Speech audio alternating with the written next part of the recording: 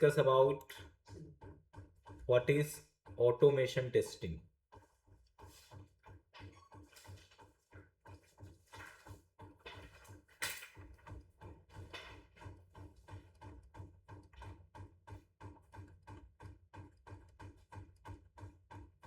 गौरव बताओ automation testing क्या होता है?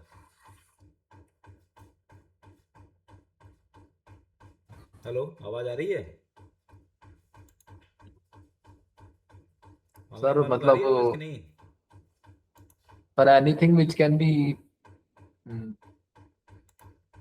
Anything? परफॉर्म, मतलब सर जो ऑटोमेट हो जाए, जिसमें हमको खुद से मतलब मैनुअली एफर्ट ना लगाना पड़े.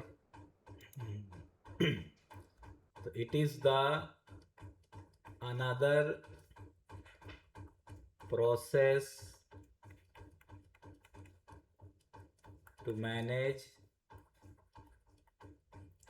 software testing operation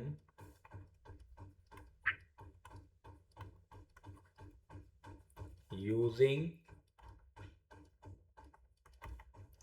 software tools. ठीक है, ये एक अनदर प्रोसेस होता है सॉफ्टवेयर टेस्टिंग को मैनेज करने के लिए, और इसके अंदर हम क्या यूज़ करते हैं, ये जो टेस्टिंग ऑपरेशंस हम अभी तक जो मैनुअली कर रहे थे उसको हम टूल्स के बेसिस पे करते हैं. क्या करते हैं? टूल्स यूज करते हैं. Software tools provide complete code base system and create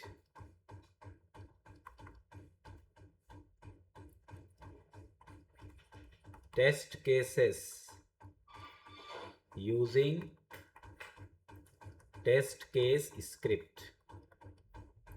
तो जो आपके सॉफ्टवेयर टूल्स होते हैं, अलग अलग सॉफ्टवेयर टूल्स मार्केट में, जैसे सेलेनियम है, साइप्रेस है, प्लेराइट है, ठीक है, इसके बाद बहुत सारे अलग अलग टूल्स, एपीएम है. तो ये जितने भी टूल्स होते हैं इनके पास क्या होता है, ये आपको एक पूरा एक कोड बेस्ड सिस्टम देते हैं, मतलब ये एक प्लेटफॉर्म देते हैं, और इस प्लेटफॉर्म के अंदर आप अपने टेस्ट केसेस को बना सकते हो और उसको टेस्ट केस स्क्रिप्ट के थ्रू इम्प्लीमेंट कर सकते हो. तो टेस्ट केसेस तो आपको वैसे ही नॉर्मल एनालिसिस करके ही बनाना है, उसके लिए कोई अलग से टूल नहीं है, लेकिन आपको उसके अंदर का जो इम्प्लीमेंटेशन करना है वो बाया टेस्ट केस स्क्रिप्ट करना है. ठीक है, test case script will be created using programming language. और ये जो टेस्ट केस स्क्रिप्ट है इसको यदि आपको बनाना है तो उसके लिए आपको अलग अलग टाइप के प्रोग्रामिंग लैंग्वेजेस की रिक्वायरमेंट पड़ सकती है, डिपेंड ऑन टूल, कि किस टाइप का टूल आप यूज कर सकते हो. ठीक है, automation testing generally used to manage regression testing. मतलब जो रिग्रेशन टेस्टिंग, जैसे मैंने आपको बताया था कि रिग्रेशन टेस्टिंग एक थोड़ा सा कॉम्प्लेक्स हो जाता है यदि आपका मॉड्यूल या कोई एप्लीकेशन बहुत ज़्यादा लार्जर है, तो उस केस में आपको मल्टीपल टाइम रिग्रेशन करना इतना आसान काम नहीं होता है. तो ऐसे केसेस में अपन जनरली किसके लिए यूज़ करते हैं? रिग्रेशन टेस्टिंग के लिए यूज़ करते हैं. ठीक है, it can also use to manage functional testing, API testing,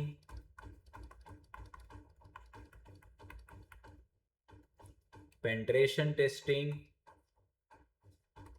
penetration testing security वाले यूज करते हैं.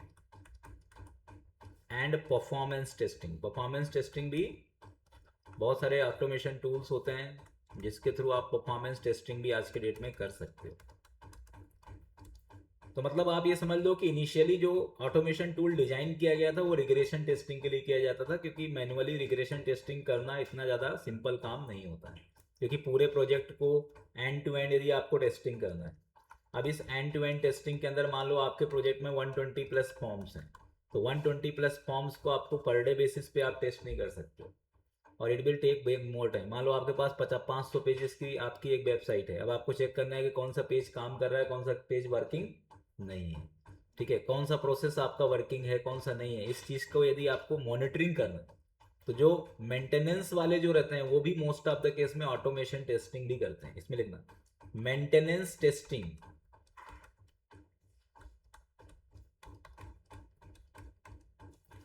also managed by automation testing tool. मतलब जितने भी मेंटेनेंस, क्योंकि मेंटेनेंस टेस्टिंग एक ऐसी टेस्टिंग होती है जो लाइफ टाइम होती है। जैसे मैंने आपको बोला ना कि क्लाइंट थोड़ी बताने आएगा।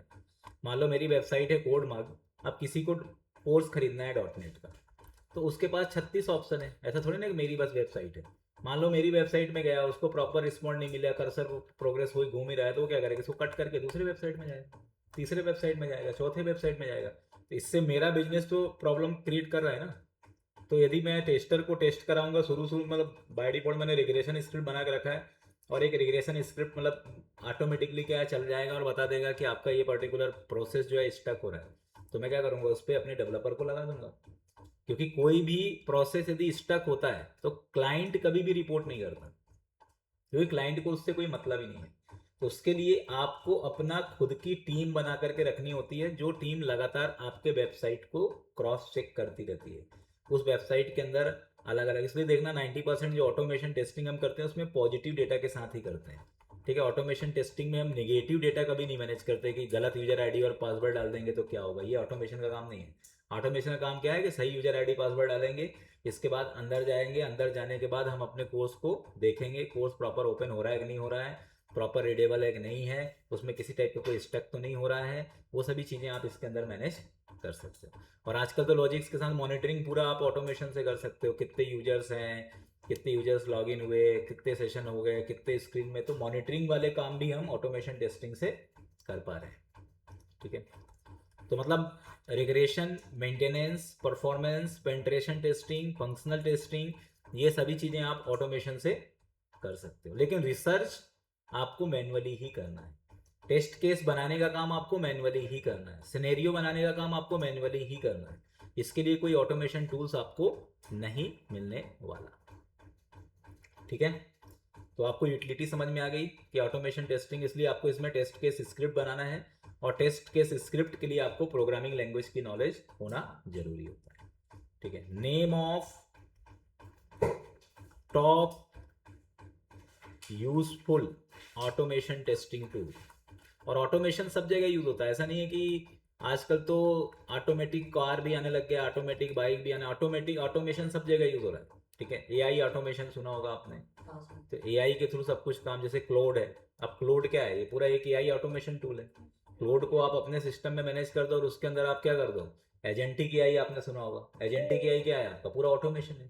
एजेंटिक एआई आपको एज अ यूजर एजेंट काम करता है, मतलब डेवलपर के बिहाफ पे वो कोडिंग कर रहा है। रोबोटिक्स, तो रोबोट का जो वर्क है ना वो कौन कर रहा है, तो एजेंटिक एआई कर रहा है। तो सबसे ज्यादा जो पॉपुलर ऑटोमेशन टेस्टिंग टूल है उसमें सबसे फर्स्ट नंबर पे आता है सेलेनियम। क्या आता है, सेलेनियम।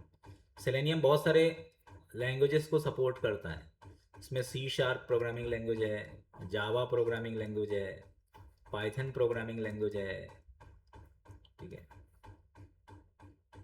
तो there are many programming languages that it support. JavaScript भी मेरे ख्याल से करने लग गया ना, कि नहीं कर रहा है, रूबी को भी करता है सपोर्ट।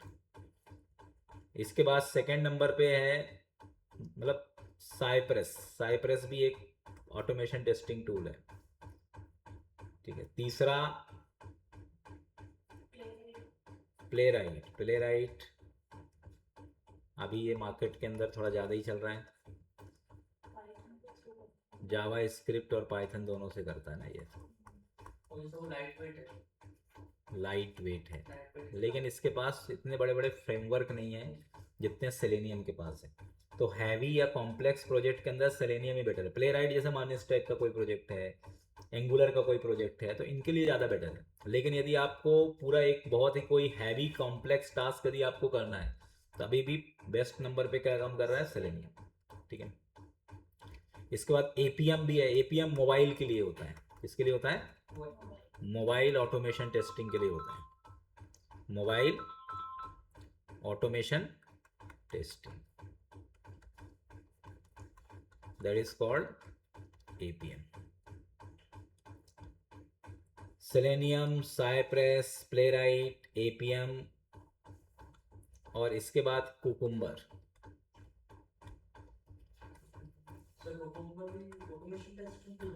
हाँ, मतलब ये एक तरह से देखा जाए तो एपीआई टेस्टिंग आप इससे कर सकते हो जनरली, ठीक है, कुकुम्बर के थ्रू।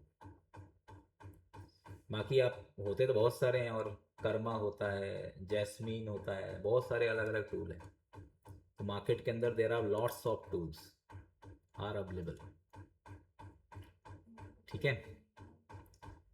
तो ये टूल्स मैं ऑटोमेशन के लिए बोल रहा हूँ, बाकी टूल तो बहुत सारे होते हैं, ठीक है। जैसे अपाचे जेमीटर हो गया, तो ये किसके लिए? परफॉर्मेंस टेस्टिंग के लिए हो गया। लोड रनर हो गया, ये परफॉर्मेंस टेस्टिंग के, ठीक है। तो ये भी एक तरह से देखा जाए तो ये भी ऑटोमेशन टूल में ही आएंगे, कि ऑटोमेटिक कर रहे हैं ना, बिना मैनुअल किए। मैनुअल मतलब आपका खुद का ब्रेन, जहाँ पर आप यूज करके टेस्टिंग करते हो, ठीक है। मतलब मैन पावर के थ्रू यदि आप कोई भी वर्क करते हो वो मैनुअल कहलाता है। विदाउट मैन पावर यदि आप किसी टूल के थ्रू कोई काम करते हो वो ऑटोमेशन कहलाता है, correct.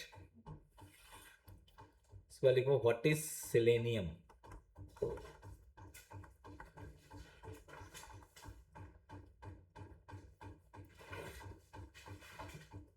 It is most demanded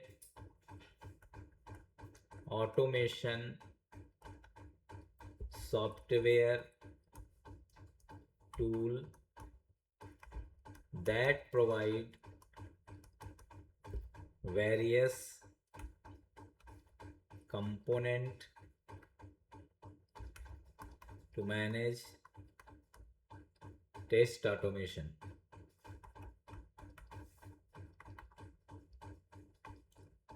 तो ये क्या है आपका सेलेनियम? क्या है ये? सबसे वाइडली यूज होने वाला क्या है? ऑटोमेशन टूल है, ठीक है।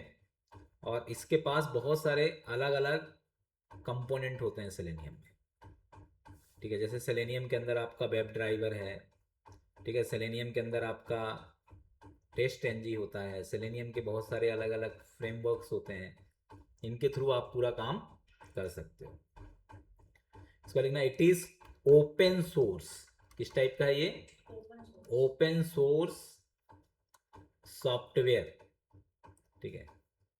और इसको हम फ्रेमवर्क भी बोल सकते हो, टेस्टिंग फ्रेमवर्क, क्योंकि इसका फ्रेमवर्क एडिशन भी होता है। इसमें फ्रेमवर्क भी आप डिजाइन कर सकते हो। यूज फॉर ब्राउजर ऑटोमेशन, मतलब ये ब्राउजर के लिए, सिर्फ वेब एप्लीकेशन के लिए। ध्यान रखना, आप सेलेनियम से डेस्कटॉप या मोबाइल एप्लीकेशन टेस्ट नहीं कर सकते। It is specially for web application, मतलब ब्राउजर ऑटोमेशन या वेब एप्लीकेशंस के लिए।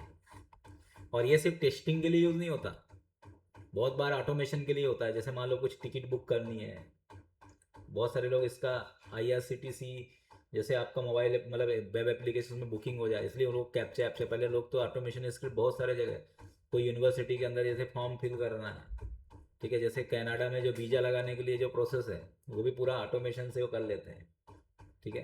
तो मतलब ब्राउजर ऑटोमेशन से कुछ भी यदि आपको कराना है वो काम आप इसके थ्रू कर सकते हो। अब सेलेनियम के अंदर के कंपोनेंट, क्योंकि ये तो पूरा एक समझ लो कि पूरा एक कंप्लीट फ्रेमवर्क हो गया, ये टूल हो गया। इसके अंदर अलग अलग कंपोनेंट होते हैं, जिसमें सबसे पहला कंपोनेंट था सेलेनियम ID। सबसे पहले ये बनाया गया था। ये एक तरह से देखा जाए तो ये प्ले एंड रिकॉर्ड टूल है।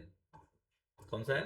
प्ले एंड रिकॉर्ड टूल, हाँ, ठीक है। इससे आप अपने पूरे वेबसाइट को रिकॉर्ड कर सकते हो। रिकॉर्ड एंड प्ले एडिटर है। क्या है? Record and play editor. ये एज आ एक्सटेंशन आता है क्रोम में। अब देखो ये है कि नहीं है, क्योंकि बीच में बहुत सारा इसमें चेंजेस भी हुआ। बाकी इसका मेन काम सिर्फ क्या है? Record and play. कि जैसे आप कोई भी वेबसाइट के अंदर की पूरी एक्टिविटी आप रिकॉर्ड कर लो और उसको आप रिप्ले कर लो।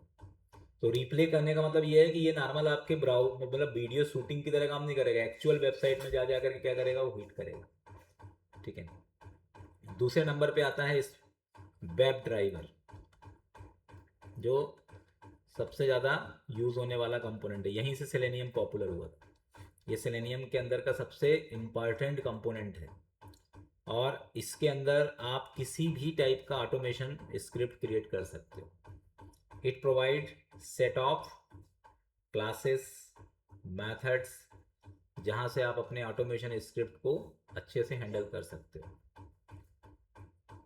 इसमें आपके पास लोकेटर्स मिलेंगे, सेट ऑफ कमांड मिलेंगे, अलग अलग कमांड है इसमें। गेट कमांड है, नेविगेशन कमांड है, वेटिंग कमांड है, ठीक है। इसके बाद बैकग्राउंड ऑपरेशंस के कमांड है, टैब बेस्ड कमांड है, स्विच बेस्ड कमांड है। तो इसके पास बहुत सारे अलग अलग क्या होते हैं, कमांड्स होते हैं। हाँ, ठीक है। और ये पर्टिकुलर आपका page object model, page object factory, ये सभी चीज़ें इसके अंदर मैनेज होती है। इसके बाद आता है टेस्ट एनजी। अब वेब ड्राइवर का एक लिमिटेशन भी है कि इसमें आप पैरेलल टेस्ट एग्जीक्यूशन नहीं कर सकते, ठीक है। इसके अंदर का जो कोड होता है वो स्ट्रक्चर्ड नहीं होता है। क्या नहीं होता? स्ट्रक्चर्ड नहीं होता, ठीक है। तो उसके लिए फिर क्या डिजाइन किया गया, एक एडिशनल पर्टिकुलर लाइब्रेरीज ऐड की गई जिसका नाम है टेस्ट एनजी। तो टेस्ट एनजी क्या है, एक लाइब्रेरी है, और इसको आप सेलेनियम के साथ इंटीग्रेट कर सकते हो। और इसके अंदर भी आप अलग अलग तरीके के, इसमें before method, after method, before test, after test, ठीक है, बिफोर क्लास, आफ्टर, इसमें सेट ऑफ एनोटेशंस होते हैं। एनोटेशन पढ़ा है जावा में? What is annotation? एनोटेशन का मतलब ये होता है किसी भी मेथड के अंदर यदि आपको कुछ एक्सटर्नल फंक्शनैलिटी ऐड करनी है तो आप एनोटेशन यूज कर। जैसे एब्स्ट्रैक्ट क्लास में अपन क्या लगाते हैं, ओवरराइड। तो ओवरराइड क्या है, एब्स्ट्रैक्ट क्लास के ऊपर जो लिखा रहता है एब्स्ट्रैक्ट मेथड के ऊपर, तो वो क्या है, वो एक एनोटेशन है जिससे समझ में आता है कि ये ओवरराइड फीचर्स को इम्प्लीमेंट करता है। तो वैसे टेस्ट एनजी के अंदर आपको ग्रुप ऑफ एनोटेशंस मिलेंगे to manage the group of functionality. इसके अंदर आप वाया XML फाइल एक्सटर्नली, जैसे आपके पास 50 टेस्ट केसेस हैं, तो 50 टेस्ट केसेस के लिए आपने 50 अलग अलग क्लास बनाए, 50 क्लास को आपको 1 बाय 1 एग्जीक्यूट करना है। आप बस एक बार आपने, जैसे रहता है ना कि पटाखा फोड़ना, तो आपने एक बार लड़ी लगा के छोड़ दिया, ऑटोमेटिकली फूटता जा रहा है। तो वैसे ही टेस्ट एनजी में कर सकते हो कि टेस्ट एनजी में आपने जितने क्लासेस को आपको एग्जीक्यूट करना है उनका ऑर्डर आपने डिसाइड कर दिया, उस ऑर्डर में वो क्लास क्या होते जाएंगे, एग्जीक्यूट हो जाएंगे। जबकि वेब ड्राइवर में ये चीज़ को आपको मैनुअली जा जाके करना पड़ेगा। इसलिए वेब ड्राइवर के अंदर जो एग्जीक्यूशन फ्लो है वो थोड़ा सा क्या है, आपका लिमिटेड है। इसके अंदर क्या है, आप पूरा का पूरा आपको मैनेजमेंट, मतलब टेस्ट एनजी आपको एक तरह से कोड मैनेजमेंट प्रोवाइड करता है। क्या प्रोवाइड करता है? स्ट्रक्चर वे में आप अपने कोड को मैनेज कर सकते हो। इसके अंदर कोड मैनेजमेंट थोड़ा सा क्या है, रॉ है, ये रॉ चीज प्रोवाइड कर रहा है, बाकी अलग कुछ भी नहीं है। जो कमांड आप वेब ड्राइवर में यूज कर रहे हो वो पूरे कमांड आप टेस्ट एनजी में यूज करोगे, जो मेथड आपने वेब ड्राइवर में यूज किया वो पूरे इसमें यूज करोगे। तो डिफरेंस ज्यादा कुछ भी नहीं है, सिर्फ आर्किटेक्चर या स्ट्रक्चर का डिफरेंस है, ठीक है। जैसे रहता है ना एक प्रॉपर वे में कोड लिखना, जैसे अभी आप जावा पढ़ रहे हो, आप सब कोड कहाँ लिख रहे हो, पब्लिक स्टैटिक वॉइड मेन में, तो ठीक वैसा ही कोड आपका वेब ड्राइवर में लगेगा। वेब ड्राइवर के पास अलग से कुछ नहीं है, जैसा आप जावा में कर रहे हो सेम टू सेम स्टाइल में आपको वेब ड्राइवर में। लेकिन टेस्ट एनजी में सब कुछ किसके थ्रू होता है, आपका एनोटेशन के थ्रू होता है। इसके बाद चौथा आता है इसमें सेलेनियम ग्रिड। ये भी सेलेनियम का एक बहुत ही इंपॉर्टेंट कंपोनेंट होता है, और इसके थ्रू एक टाइम में आप एक से ज्यादा मशीन्स के अंदर अपने स्क्रिप्ट को एग्जीक्यूट कर सकते हो क्रॉस ब्राउजर। जैसे आपको एक ही पर्टिकुलर एप्लीकेशन को 4 ब्राउजर में चलाना है तो आप ग्रिड से चला दो, 4 अलग अलग सिस्टम में चलाना है। जैसे आपके सिस्टम नेटवर्किंग के थ्रू क्या है, कनेक्टेड है, सिस्टम 1, सिस्टम 2, सिस्टम 3, सिस्टम 4। अब आप चाहते हो कि आप यहाँ पे सर्वर बैठे हो, आप यहाँ से हिट करोगे तो ये चारों सिस्टम में क्या होगा, एक साथ आपका स्क्रिप्ट क्या होगा, रन होगा।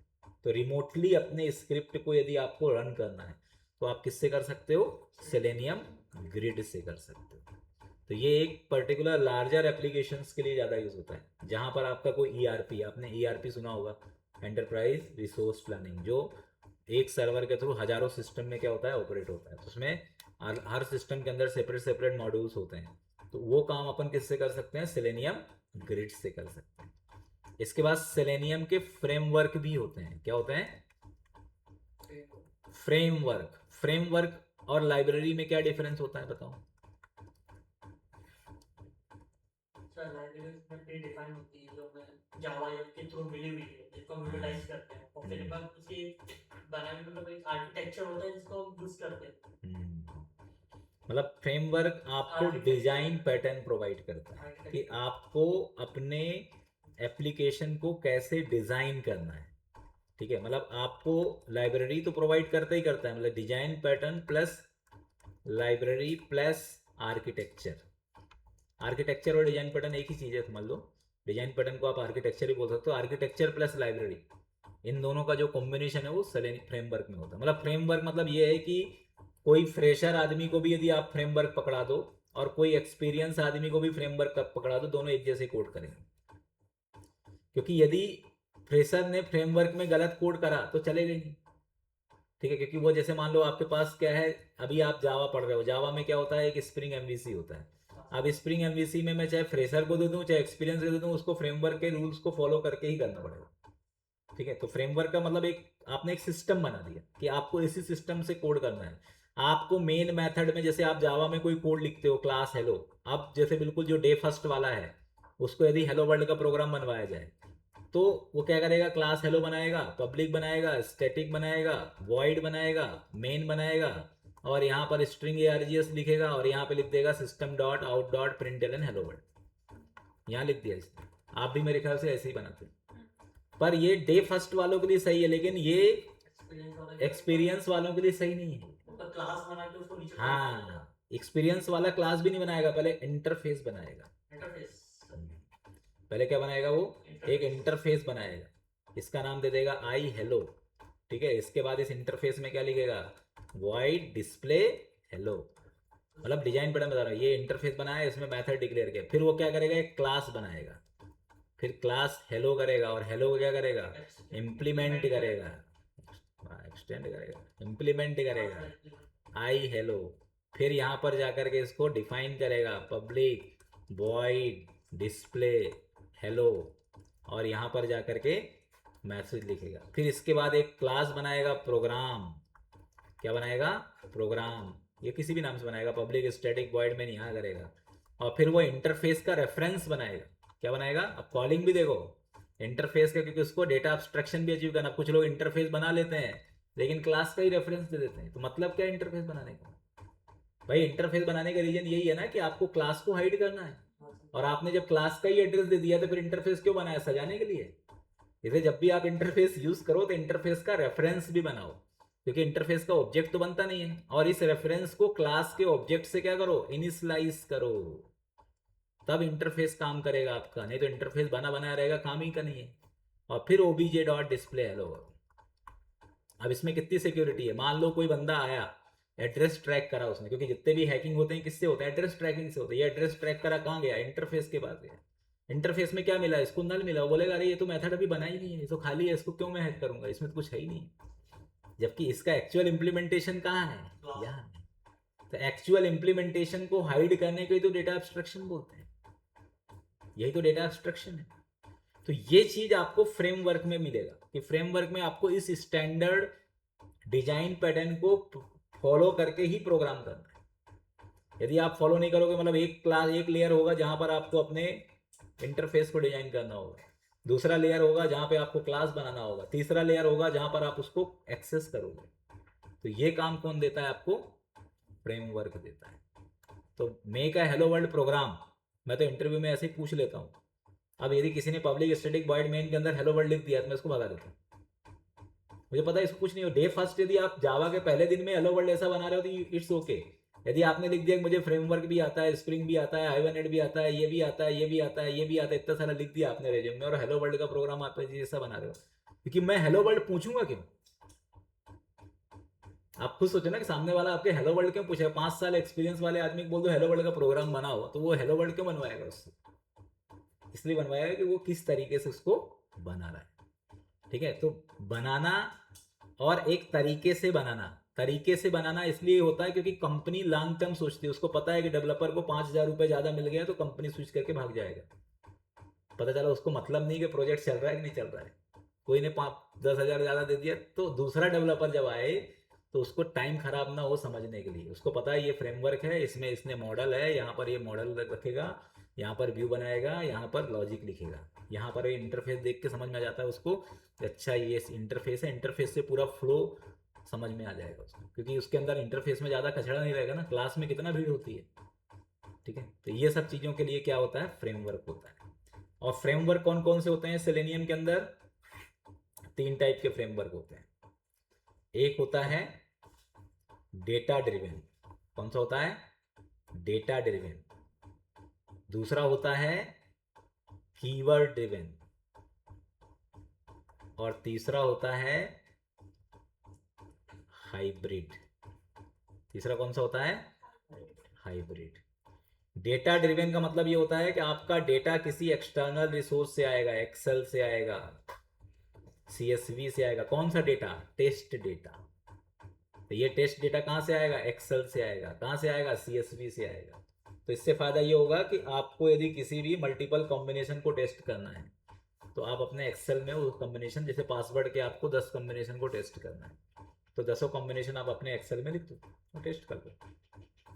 कीवर्ड ड्रिवन में इसमें तो कोई मैनुअल ऐसा फ्रेमवर्क डिजाइन कर देते हैं, कोई मैनुअल वाला बंदों को भी सिखा देंगे भाई ये एक्सेल फाइल है, इसके अंदर तेरे को बस ये चीज़ें, ये कीवर्ड यूज़ करना है। यदि आपको टेक्स्ट बॉक्स में कोई डाटा को क्या करना है, आपको इनपुट कराना है या टेक्स्ट बॉक्स के अंदर कुछ फीड कराना है तो आपको ये वाला कमांड यूज़ करना होगा। तो मतलब इसके अंदर आपको बस एक्सेल के अंदर ही सब चीज़ें रहेगी। इसके अंदर कमांड भी रहेगा, इसके अंदर लोकेटर भी रहेगा, इसके अंदर टेस्ट केसेस भी रहेगा, ये सभी चीज़ें, टेस्ट डेटा भी रहेगा, सब कुछ एक्सेल में रहेगा।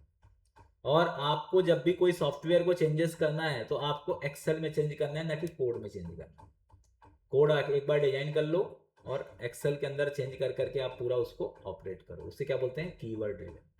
और हाइब्रिड मतलब दोनों, इन दोनों को मिला दिया जाता है तो क्या बन जाता है?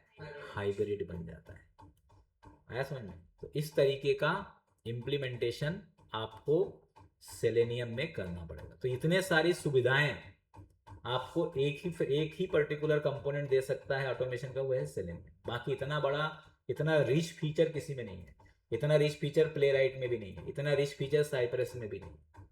ये तो सिर्फ एक एक कंपोनेंट है, जितना वेब ड्राइवर उतना ही साइप्रस है, जितना वेब ड्राइवर है उतना ही प्लेराइट है। मतलब इसका एक कंपोनेंट और दूसरे ऑटोमेशन टूल दोनों क्या आपस में बराबर है। इसलिए इंडस्ट्री सेलेनियम प्रीफर करती है, क्योंकि सेलेनियम से उसके पूरे काम हो सकते हैं।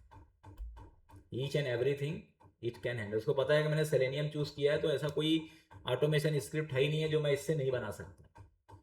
ठीक है, तो इसलिए Selenium is much popular as compare to any other tools, any other testing tools। ठीक है गौरव, कोई क्वेश्चन है?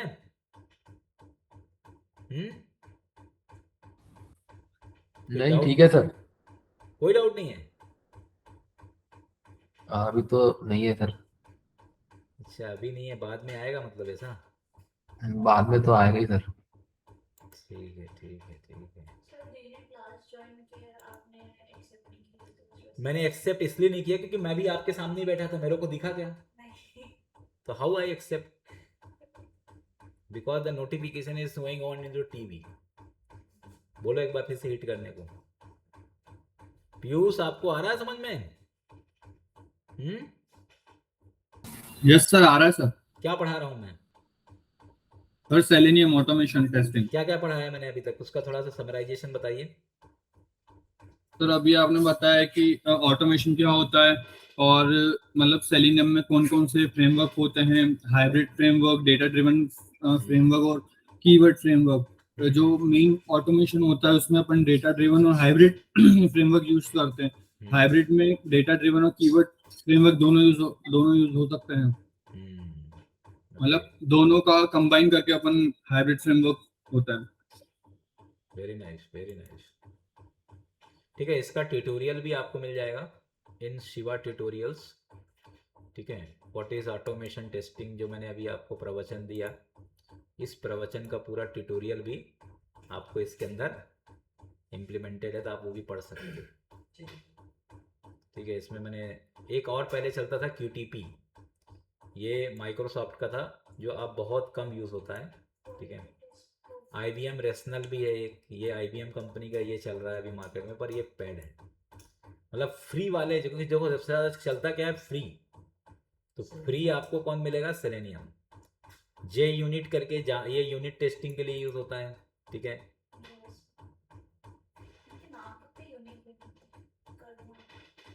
ये नाम ऐसा रखा जाता है, कैची नाम रखा जाता है, जिससे आपको समझने में आसानी हो, ठीक है। तो ये लोग नाम के लिए भी 1 साल सोचते हैं। जैसे आप बनाने के लिए वो नाम ऐसे नहीं रख देते, बहुत चूजी रहते हैं वो जो क्रिएटर हैं, वैसे नाम रखेंगे जिससे मतलब आपको एक बार बस आपने देख लिया और आपको याद हो जाए। तो सबसे पहले अपन देखते हैं सेलेनियम आईडी।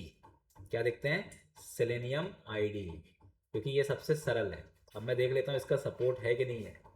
तो ये एक रेडीमेड टूल है जिसको आप ब्राउज़र में एज आ एक्सटेंशन ऐड कर सकते हो, ठीक है। तो यहाँ पर आप जाओ और यहाँ पे लिखो selenium ID for Chrome.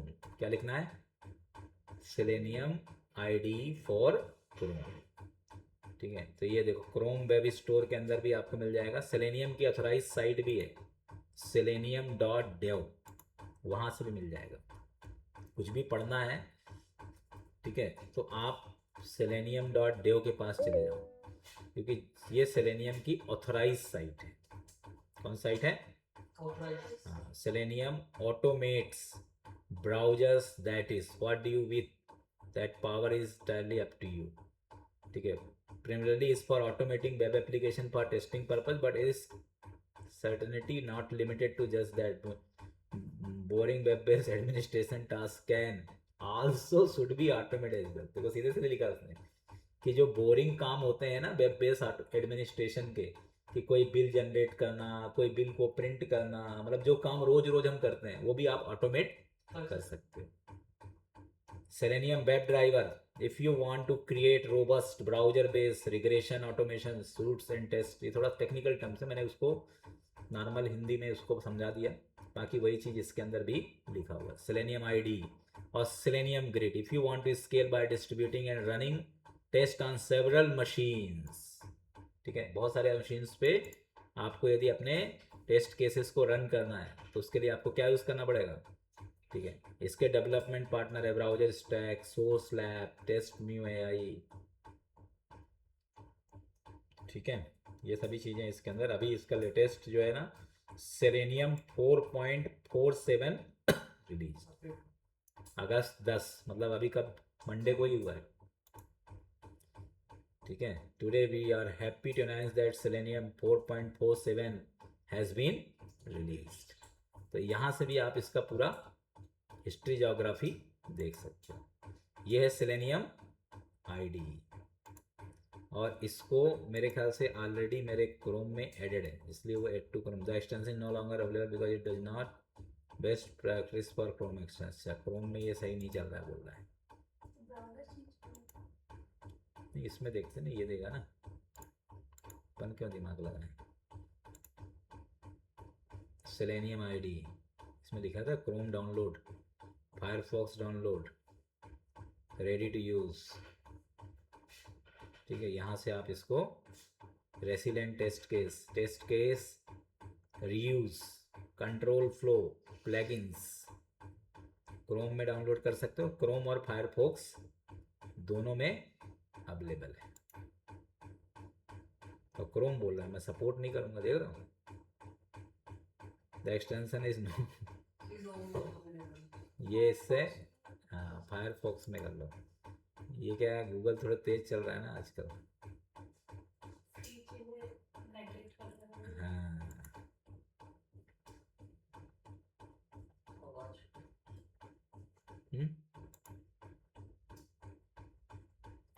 Firefox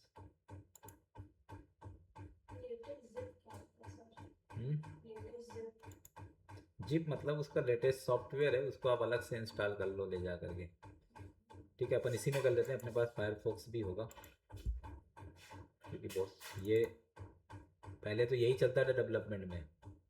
जितने डेवलपर थे आज भी बहुत सारे डेवलपर फायरफॉक्स ही यूज़ करते हैं। सर मतलब स्पीड इसकी अच्छी है और इसमें कुछ, अब तो हालांकि गूगल क्रोम ने सब बना लिया, लेकिन पहले इंस्पेक्शन वाला जो काम था ना, इंस्पेक्ट एलिमेंट पहले गूगल क्रोम में इतना अच्छा नहीं था।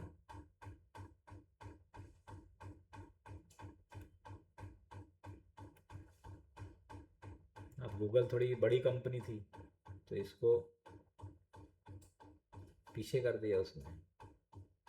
बाहर कंपनियों के बीच में युद्ध होता है, अपने इंडिया में नहीं होता, वहाँ युद्ध होता है, एक कंपनी दूसरे कंपनी को बिल्कुल नष्ट करने को लगी रहती है।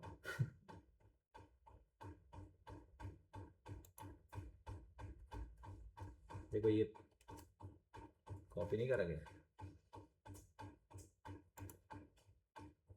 इसको कॉपी कर लो, आ गया ना। सेलेनियम आईडी, ये देखो ये दे रहा है 82 फायरफॉक्स।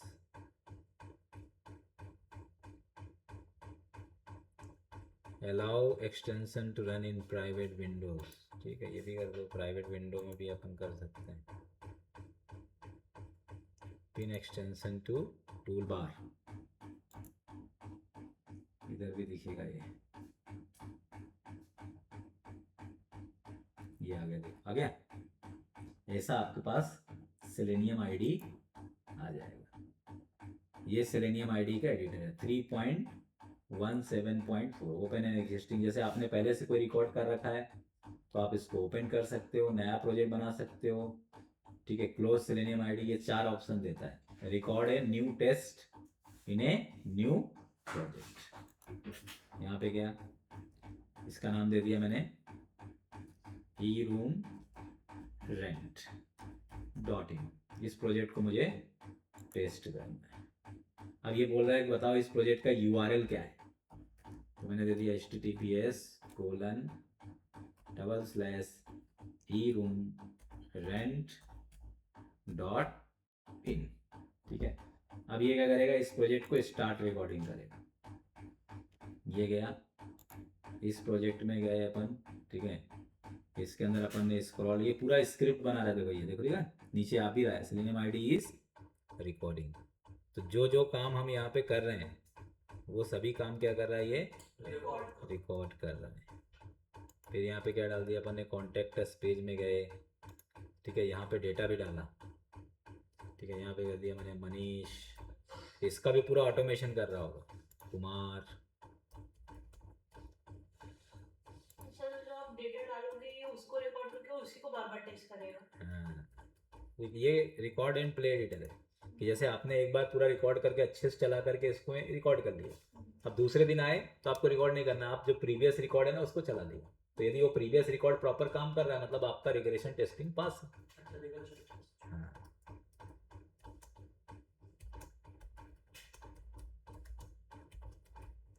मतलब आपने जैसे यहाँ से मैंने इसको यहाँ पे क्लिक भी किया ना लेकर, इसका भी रिकॉर्डिंग वो करता है। देखो प्लीज एंटर ईमेल आईडी, तो जैसे मिस्टेक मैं वहाँ कर रहा हूँ उसके रिकॉर्डिंग में भी वो मिस्टेक आ जाती है।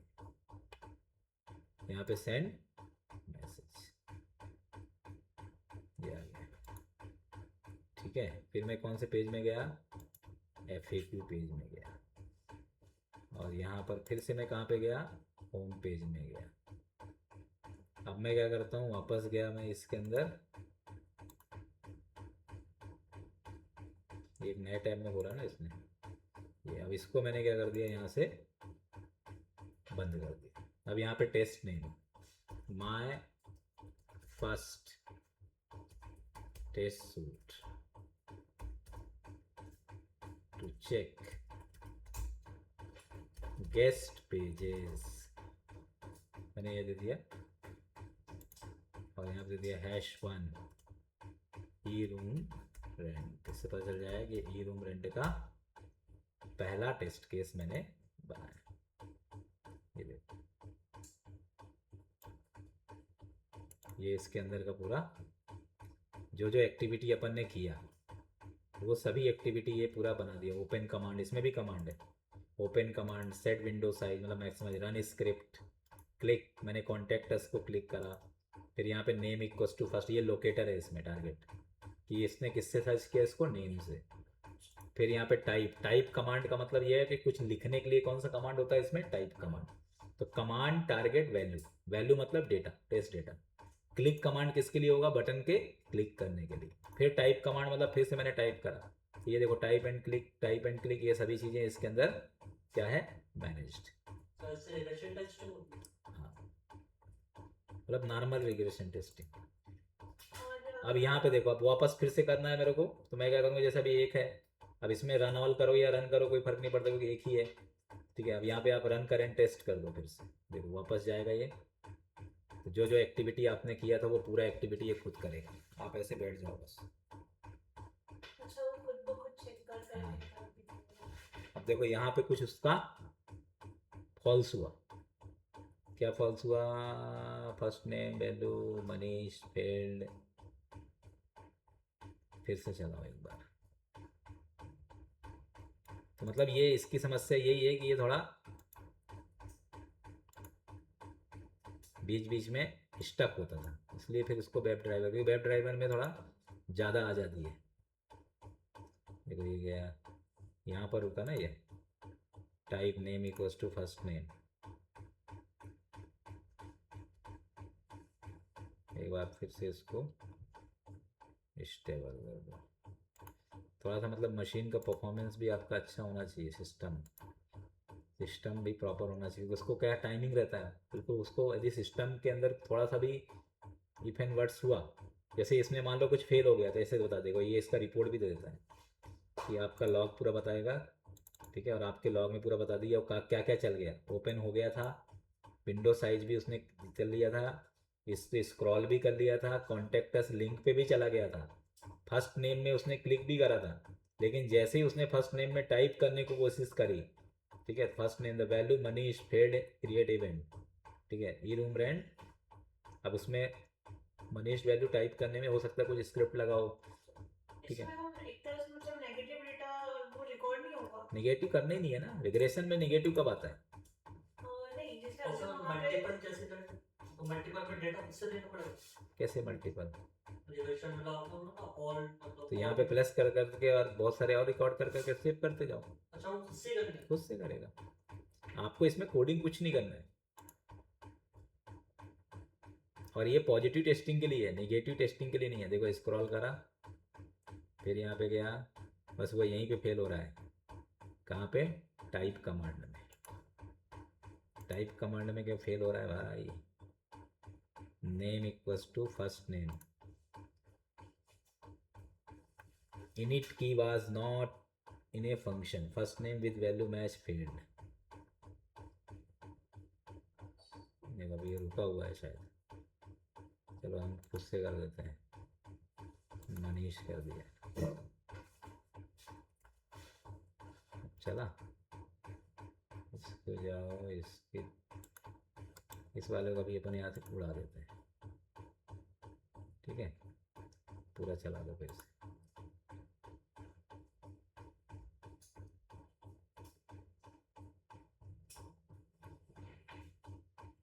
वो टाइप में खुद का स्क्रिप्ट खुद भी मैनेज करने में दिक्कत कर रहा है, देखा? क्या ही बोलूं?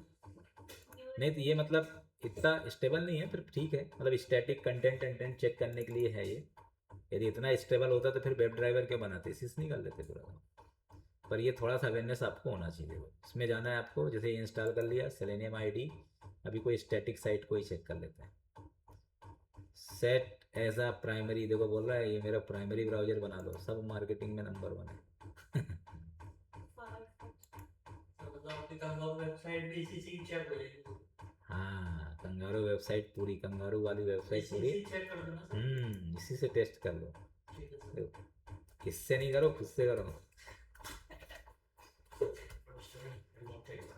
क्या? हाँ ले, कैंगरू वेबसाइट टेस्ट केसेस यहाँ पे लिख दिया मैंने, ओके करा। अब यहाँ पर आप इसका URL दे दो,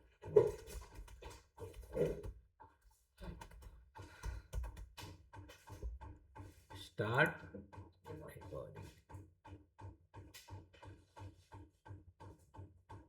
ठीक है, ये गए, इसके अंदर गया मैं, पोर्टफोलियो में गया, इट इज प्रॉपर वर्किंग और नॉट, फिर गया मैं कंपनी में गया, ठीक है, अब स्क्रॉल डाउन भी कर दो, ऐसे वो भी स्क्रॉल डाउन करेगा। ठीक है, इसके बाद फिर कहाँ पे गया, कॉन्टेक्ट्स में गया, फिर रिक्वेस्ट डेमो में गया, फिर यहाँ पे कहाँ पे गया, होम में गया। अब जाके इसको बंद कर देता हूँ, ये गया, और इसको स्टॉप कर देता हूँ। जैसे स्टॉप करूँगा तो बताएगा टेस्ट केस का नाम, टेस्ट कैंगरू वेबसाइट। ठीक है, और यहाँ पे दे दिया मैंने #1। अभी इस वाले में तो 1 ही करा ना। You can change time by clicking icon next to in this test plan. हाँ भैया ठीक है।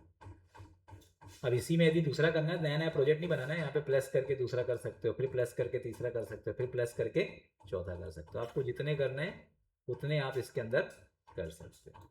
अब देखो, जैसे अपने को टेस्ट करना है तो यहाँ पे गया, वापस से मुझे रीटेस्ट करना है, क्लिक करा मैंने।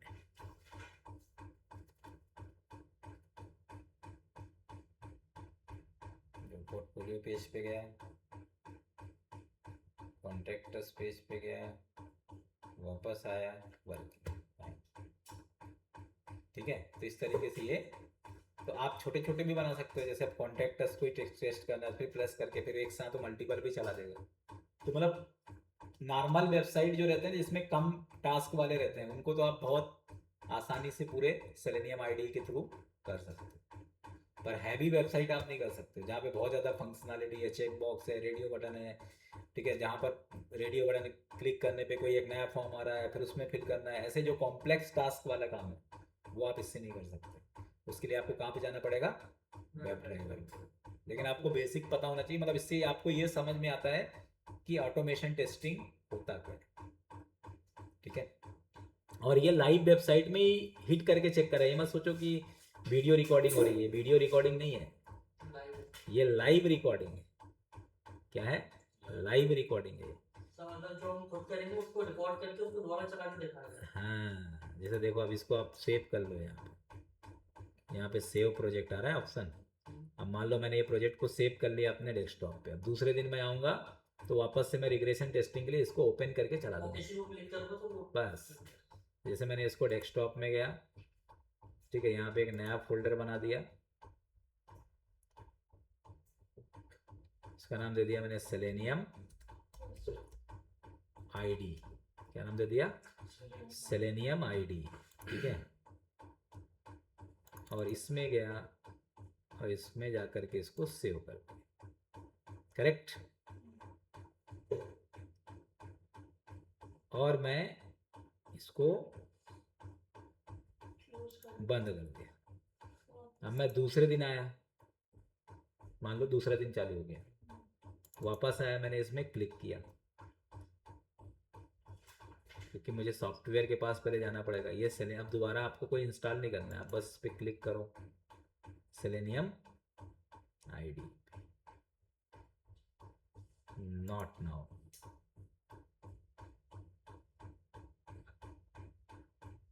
फायरफॉक्स वाला भी खुश होया, कोई तो आया मेरे पास यूज़ करने के लिए। अब यहाँ पे ओपन एन एग्जिस्टिंग प्रोजेक्ट में जाना है। कहाँ पे जाना है, ओपन एन एग्जिस्टिंग प्रोजेक्ट में जाना है, डेस्कटॉप में जाना है। कहाँ पे जाना है, डेस्कटॉप में। सेलेनियम आईडी, ये पूरा आपका एक साइड करके देखो, kangaroo website test cases side, ये हमने इसके अंदर मैनेज किया। ये पूरा ओपन हो गया, ओपन हो गया। और आपको बस इसको क्या करना है, रन। बस ये आपका रिग्रेशन टेस्टिंग चल, आपने जो पहले से रिग्रेशन लगाया था वो पूरा इसमें प्रॉपर यदि चल रहा है, मतलब कोई भी पेज नॉट फाउंड या ऐसा कुछ नहीं आ रहा है, मतलब आपका पूरा वेबसाइट इट्स ओके। क्योंकि मैनुअल करना कितना कॉम्प्लिकेटेड है, एक बार आप सर पहले मुझे करके दिखाना है, उसको रिकॉर्ड करके बिल्कुल सेम टू सेम वही करके देगा, बस जैसा जैसा आप करोगे वैसा वैसा वो कर शो कर देगा और लाइव साइट में हिट कर करके देगा। जैसे मान लो कभी मान लो आपने चलाया था, उस समय चला था, किसी हैकर ने 2-4 पेज बंद कर दिए, तो कस्टमर को तो दिखेगा नहीं, तो आप रिग्रेशन रोज कर करके आप पूरा उसको टेस्ट कर लेते हो 5 मिनट। तो सबके ऐसे रिग्रेशन बना के, ऐसे सबके रिग्रेशन बना के लाना। जैसे तुमको कौन सी वेबसाइट दिया मैंने, और टेक्नो टेक नौकरी के रिग्रेशन बनाना, तुमको कोडमक, तुमको कैंगरू सॉफ्ट। तो इनके मतलब जो डायनेमिक चीज़ें भी आप ट्राई करना यदि हो जाए तो, क्योंकि कॉम्प्लेक्स चीज़ों में थोड़ा सा ये टूटता है। बाकी यदि कुछ हद तक तो स्टैटिक कंटेंट तो ये पूरा चेक कर देंगे, इसमें कोई दिक्कत वाली बात नहीं। तो अभी आप इतना यहाँ से चालू करो। ये बताने का मेरा ऑब्जेक्टिव ये था कि आपको एटलीस्ट रिग्रेशन टेस्टिंग क्या होता है ये पता होना चाहिए। और कभी कभी इंटरव्यू में पूछो कि सेलेनियम का कंपोनेंट है, सेलेनियम आईडी, ठीक है, नाम से किधर सेलेनियम आईडी, तो ये इंटरव्यू में भी पूछा जा सकता है कि इसके क्या एडवांटेज, इसमें मतलब इसमें कमांड क्या होता है ये भी थोड़ा पता होना चाहिए। कमांड मतलब जैसे ओपन एक कमांड है, ओपन नाम से क्लियर है, कोई भी वेब पेज कंटेंट को ओपन करने के लिए। क्लिक एक कमांड है, कहीं पर भी आपको हाइपर लिंक पे क्लिक करना है तो क्लिक कमांड है, ठीक है। बाकी ये लोकेटर क्या है ये सब चीज़ें मैं वेब ड्राइवर में पढ़ाऊंगा, अभी तो आपको इतना ज़्यादा इसमें मास्टरी करने की ज़रूरत नहीं है। चलो आज के लिए इतना ही। गौरव कोई डाउट है आपको? आपको कौन सी वेबसाइट देना, आपको करना है eroomrent.in का पूरा रिग्रेशन टेस्टिंग। कौन सा करना है? हेलो, हाँ सर इसका आईडी के थ्रू सर। हाँ सेलेनियम आईडी के थ्रू, ठीक है sir. eroomrent.in। Okay sir, eroomrent.in। और पीयूष आपको Yes, करना sir. है टेस्ट shivaTutorials.com, ओके सर। ठीक है। Yes sir. जितना कर सकते हैं ऐसा नहीं, पूरा शिवा ट्यूटोरियल में तो 500 से 600 पेजेस हैं, ठीक है। हम्म। चलिए।